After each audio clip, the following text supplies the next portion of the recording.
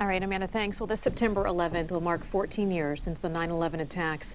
My next guest's life was turned upside down that day. Fiona Havlish dropped off her daughter at the babysitter, and then came a dreaded phone call. Well, author and inspirational speaker Fiona Havlish is here with us this morning with how that call forced her to find her true calling. Fiona, thank you so much for coming in. We do appreciate your time this morning. I know your story. I want to be sensitive in the questions I ask you, but during the commercial break, you said, ask me whatever you want. Absolutely. People need to know what happened that day, and they need to know what happens during the healing process. Can you bring us back to that morning? What happened on 9/11/2001?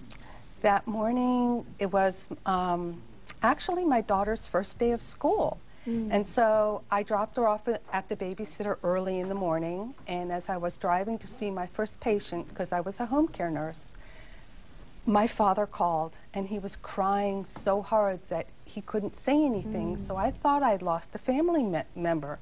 And then finally, I'm like, Dad, just get words out.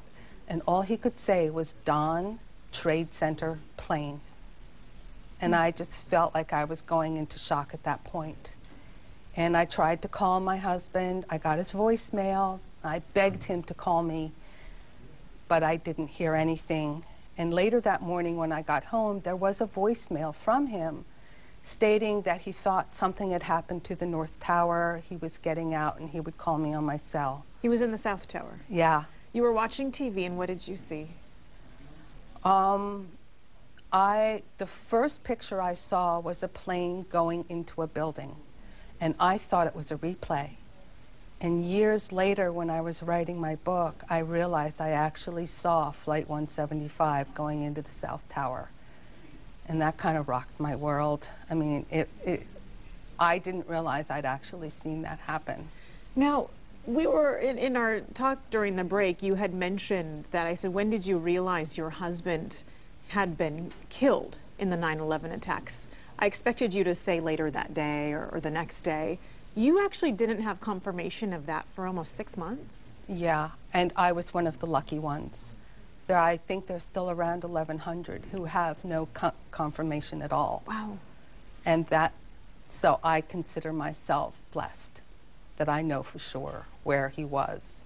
Because during that time, you said that your mind would actually have you looking at homeless people on the streets of New York City, wondering if potentially one of them could have been him. Absolutely. I was hoping he'd gone out for a cigarette, gotten hit on the head, and had amnesia or something. I mean, hope plays games, but hope is very powerful. And until you know something for sure, hope is there. And I lived hope. Was all hope lost when you found out that he had died, or how were you able to find hope in a new way? Knowing for sure allowed me to restart life again. Then I knew for sure that is what I had to do. So I started to create a new life. I was in therapy. I began looking at things differently. So for folks at home that may be hearing your story, you've been able to turn this terrible tragedy into triumph. You have written an incredible book called In Full Voice. You're an inspirational speaker. You're doing things you probably never thought you would be doing unless something like this had happened to you. Those were things I dreamt of doing all my life. But I stuttered as a child, so inspirational speaking was absolutely out. I became a nurse because I didn't think I could do anything else. And after 9/11, the writing came back, the speaking absolutely started again, and I fell in love with it. And so I feel like the gift for me of 9/11 is to be more of who I am and to let people know it's time to wake up. Share their story, the story they don't want to share. That's the story that will change somebody else's life. What do you see when you're coaching people, working with people who are going through something? It may not be on the same scale as what you went through, but it's something in their lives that's very significant. What do you tell people to help them move forward? Actually, it all begins with listening.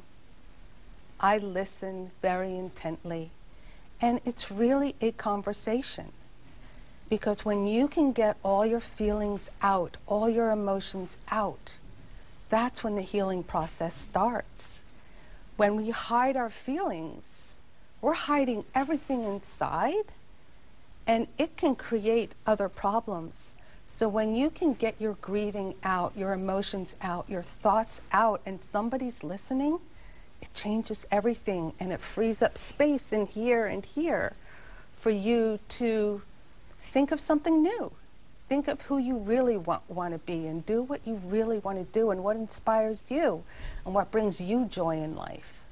I wish we had so much more time to talk, but we're flat out of time. Really quick, you and your daughter now live in Colorado. She's 17 years old now. Is she doing okay? She's doing brilliantly. Her dream is Broadway. She's in her senior year of high school, and anything in musical theater, that child is in. She's figured it out Yeah, already. I love her. I'm so blessed to have her in my life. And she's blessed to have you too, a mom that's inspiring and leading the way. I like that. The book is In Full Voice. Fiona Havlish, thank you so much for being so candid and sharing your story. And we will never forget Dawn and the other people who did not survive that day. Thank you so much, and thank you for having me. Thank you for coming in. We do appreciate it. All right, coming up on San Diego Living.